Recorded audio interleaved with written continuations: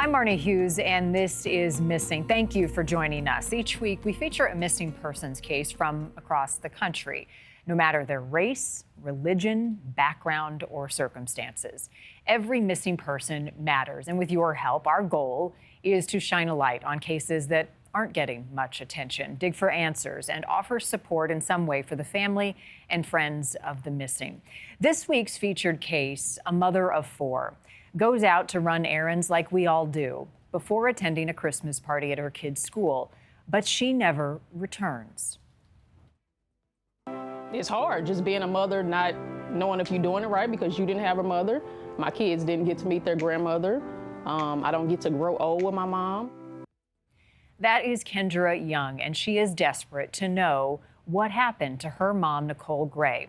Nicole vanished in 1999, a case by all accounts stalled, but not for Kendra, who refuses to let her mom's disappearance and her case go cold. Coming up, the evidence in Nicole's car and Kendra's continued plea for answers, and that's where you come in. Before we get to that, we have several other missing cases we want to share with you. First, the family of a 6-year-old boy from California begging for the public's help to bring this guy home. Police say Bain Tyson Ortiz has not been seen since early November. They believe he is with his mother, Genevieve Esquivel. A local newspaper in Simi Valley, California, says a judge had ordered Genevieve to surrender Bain to his dad, who had been given full custody. She now has a warrant out for her arrest for child abduction and a violation of that court order. Bain is Hispanic. He's about 3 feet tall. He weighs 45 pounds. Police say he could be in a white Ford Explorer or a gray Chevrolet Tahoe. If you have any information on where he may be, contact the Simi Valley Police Department. His dad is waiting for him to come home, even still has the Christmas tree up and his unwrapped presents under the tree, hoping that he's back with him soon.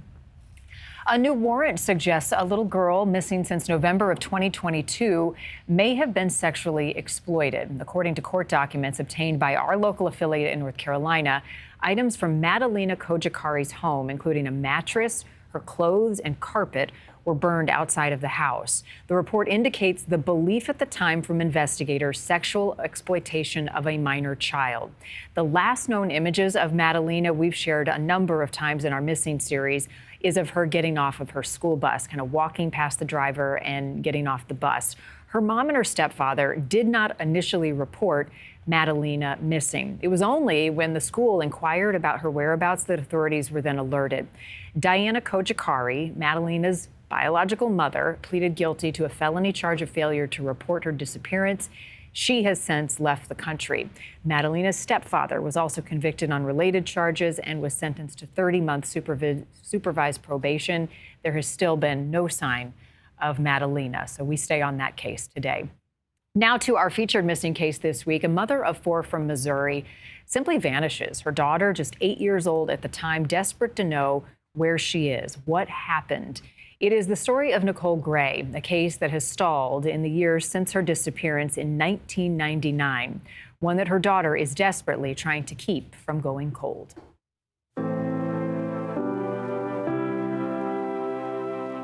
It's hard just being a mother, not knowing if you're doing it right because you didn't have a mother. My kids didn't get to meet their grandmother. I don't get to grow old with my mom. Kendra Young hopes these photos will jog a memory. She says her mom, Nicole Gray, was someone you remember. She wore a lot of jewelry. She was light complected. She always had her hair done, kind of loud. She dressed to impress. But to know her was to love her. It's one of the things, when she was in the room, you knew. Gray vanished from St. Anne, Missouri, a suburb of St. Louis, in 1999. On December 17th, the 30-year-old mother of four said she was going to run errands before attending a Christmas party at her kid's school. She never made it there. Nicole's red Ford Explorer was discovered at the old Northwest Plaza, ticketed for overnight parking. But there was no sign of Nicole. Kendra had just turned 8 when her mom disappeared. I don't really think I kind of took it in at that age. Like, I knew she wasn't there, but like the absence really hit me in adult life. Like, you just kind of like, dang, like I just miss my mama. And it's just like a lot of milestones, a lot of firsts, and it's been hard. Now, 25 years later, police say they're re-examining the case and believe she may have been the victim of foul play. It's been too long. Before I leave this earth, I want to know what happened to my mother. She was a mother of 4. She had nieces, nephews, siblings. Kendra has created a Facebook page, posting updates, sharing photos, making videos online, doing anything she can to get the word out. Nicole deserves justice, and her kids deserve closure. And while she holds out some hope her mom still might be alive, she just wants anyone with information to come forward so her family can have some peace, no matter where those answers lead. A proper burial. Maybe I could just go visit a grave site or plant a tree in her name. What happened to Nicole Gray? We reached out to the St. Anne Police Department. We did not get a response to our inquiry into the case and the investigation. And they have never said if they found any of Nicole's belongings, including her purse or her ID, or if they were able to retrace any of her steps that day, all those years ago when her car was found. Anyone with information in this case, contact the St. Anne, Missouri Police Department to offer that information. Joining us now, Kendra Young, Nicole Gray's daughter. Kendra, thank you for being with us. I know that this has been a loss for you and no closure understanding where your mom is. You were 8 years old at the time. What do you remember when your mom disappeared? I remember going to school and then coming home and receiving a lot of questions about if she came to the school or not. The answer was no. But like I said in my other interview, I didn't really process the fact that she was missing. I didn't know what missing was, but she wasn't there. So it was just kind of like I had to adjust accordingly. But that's pretty much what I remember. At the time, were there searches? Were there big searches of people in the community? Did they send dogs out? What have you been told about what went on in those first few days? When I was a child, I remember the police searching our house. They kind of ransacked everything, I guess, to make sure there was no evidence or anything. They were searching the yard. I do believe the house was searched by dogs, but I don't want to say too much if it's not true. But yeah, I do. It was searched. Are you still in that community in St. Anne, and who raised you? No, I am about 25 minutes away from there, and I grew up with my father. Okay. And at any point in this investigation, what did police tell you all about your mom's disappearance? Any evidence? What was found in her car? To my knowledge, they found her cell phone. Then I think around that time they had Nextel Chirps, those big old cell phones. I want to say they found a purse, but don't quote me on that. But that's pretty much what I do know.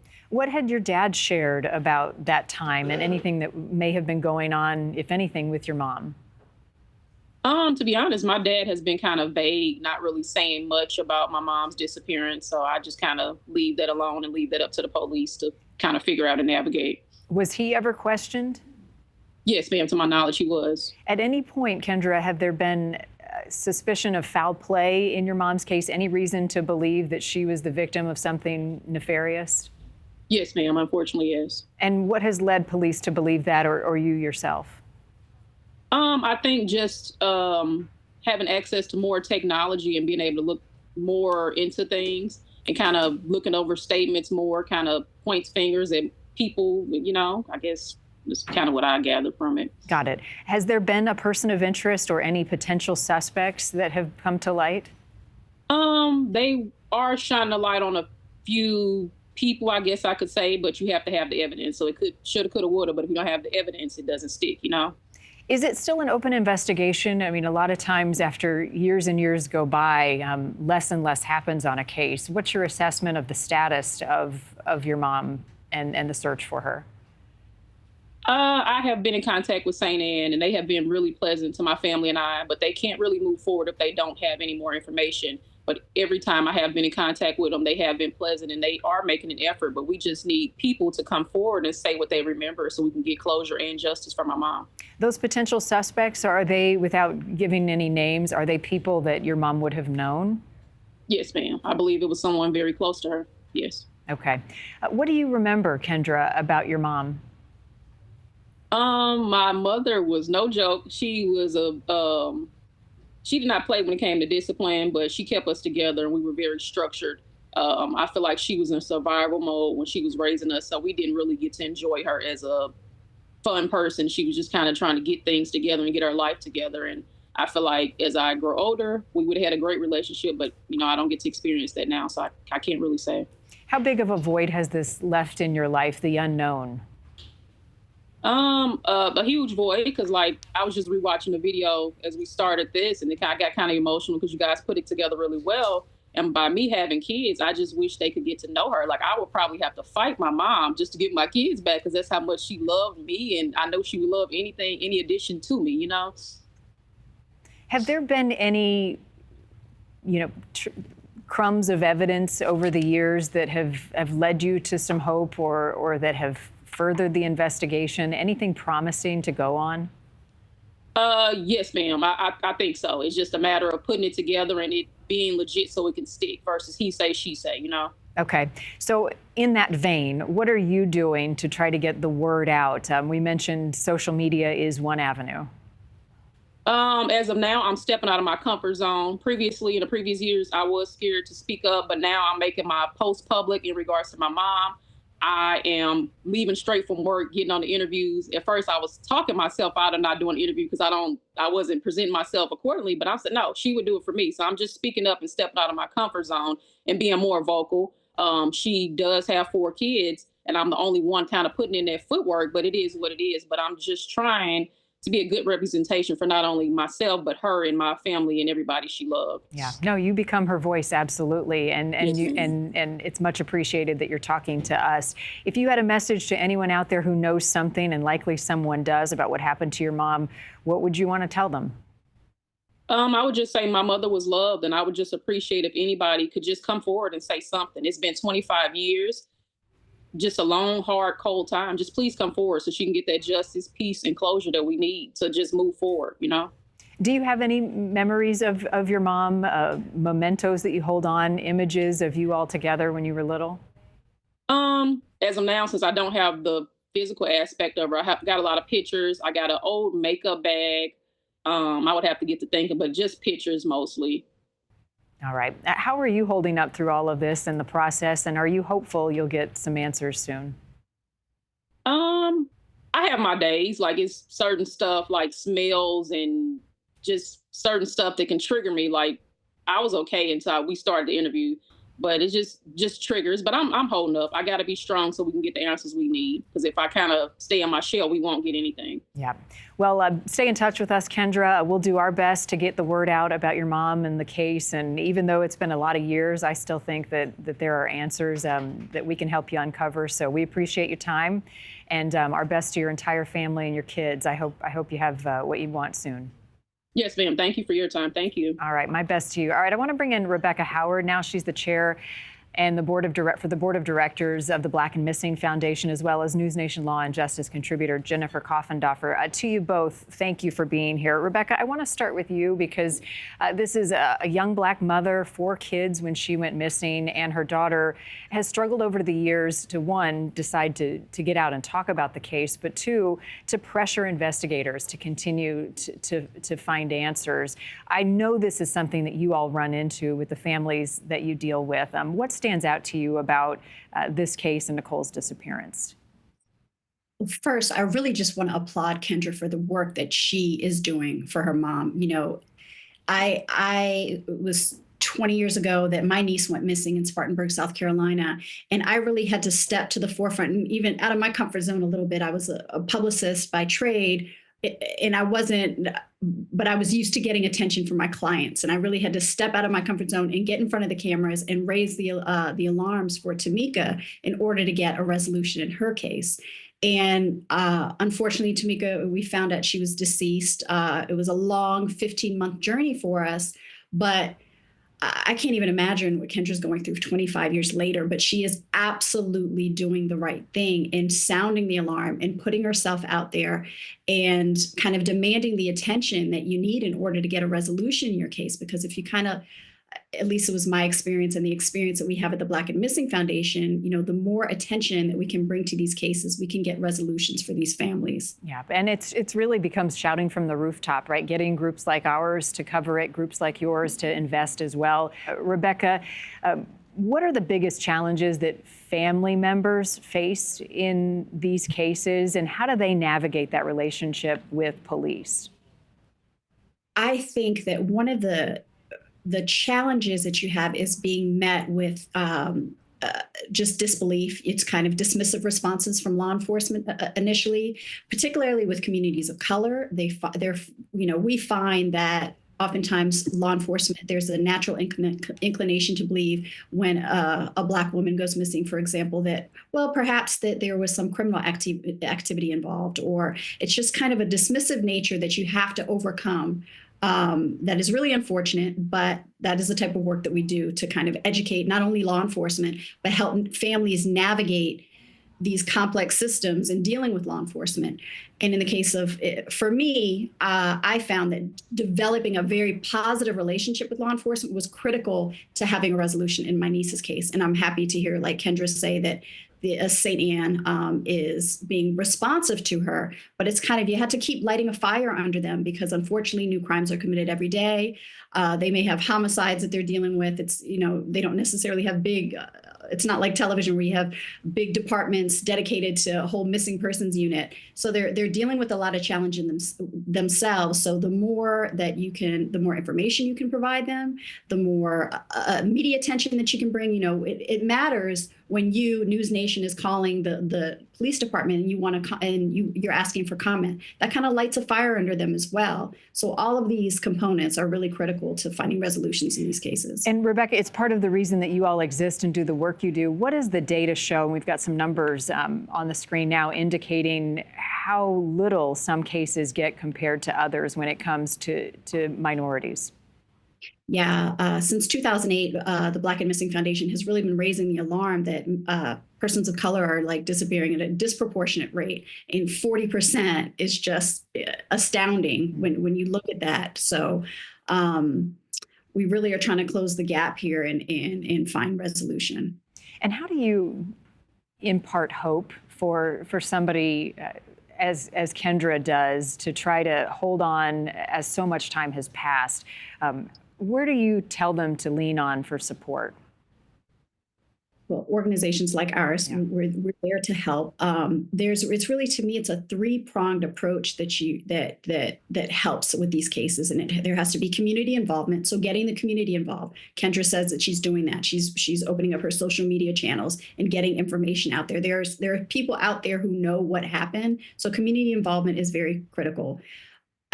Interacting with law enforcement and making sure that you keep the lines of communication open with law enforcement is very critical as well. And then on top of that, what she's doing here, getting interviews about her mom, about Nicole. It's really a three-pronged component in order to kind of make things happen for you. Yeah, well, and doing the interviews too, you get to hear their personal connection, more about the person that's missing, who they are, what they meant to that family. Jennifer, to you investigatively, this case is all the way back to 1999. How do you start to look at this from a law enforcement standpoint and kind of refresh the public's memory all these years later? Well, you always originally start with what was happening at that time. In other words, you go through that case file point by point and look at all the evidence that was collected back then. Maybe something that didn't seem like it was important now with this fresh eye is important. The other thing is you re-interview all the individuals that were interviewed and try to find more leads concerning what people might have said in the interim, what their suspects might have said to other people that could lead to more information. We know of something that was kind of unique in this case, and that was she did not show up at a function for her children. And when her children came home, their father was there, which was reportedly unusual. So it makes me wonder if that might be something they're looking into to try to understand why the father was home when he normally didn't do that. So you're looking at patterns that happen around a missing person that are unusual. So interviewing those people once again, maybe new information comes to light. Forensically, how challenging is a case like this decades later? Well, it's challenging, but if they did their job back then in terms of getting fingerprint evidence, that could possibly be helpful. In addition, what kind of photographs did they take of that car? You want to see if it looks like there was a struggle that occurred in that vehicle, or if that vehicle was staged there, was driven there, and what happened to her occurred someplace else. So all of these details are really critical. Hopefully, they have photos. The mentality of someone who may know something over time, does that safe become even more secure, or does it start to eat away at them that they know something, they were involved, and they want to tell someone about it? Well, I think it varies. I think many times it does make it easier, sort of not to say anything when you think you've gotten away with it. But also, time with proper interviewing, possibly if you can expose their guilty conscience and make them really realize how important this is to the family. Sometimes that you can use that emotional tactic. I know it's difficult and it is a bit speculative, but as you look at the evidence so far in this case, is it more likely that whoever did something, if anything, to this young mom, it was someone she knew, or do you think it seems more random? I think it's likely someone she knew. You always start with the inner circle and work out, Marni. In this case, especially hearing her daughter actually mention that she thought it was somebody very close to the mother. Those are all clues and insights that they will have given to law enforcement. And typically that is the situation, Marni. Jennifer Coffendorfer, Rebecca Howard, to you both, thank you for joining us on this case. I'm glad to bring it to folks' attention, certainly for Kendra and their entire family. Appreciate your insight. Thank you for having us. All right, take another good look at Nicole Gray. Her picture, despite all the years that have passed, someone out there does likely know something, and certainly her daughter Kendra thinks so. If you can offer information from that fateful day in 1999, contact the St. Anne, Missouri Police Department. If you have a missing case you think we should be looking into, send it to us at newsnationnow.com/missing. You can also check out other missing cases that we are currently working on. So many of the cases come from you, and we thank you for that. I'm Marni Hughes. As always, thank you for tuning in. I'll see you back here next week for another missing case.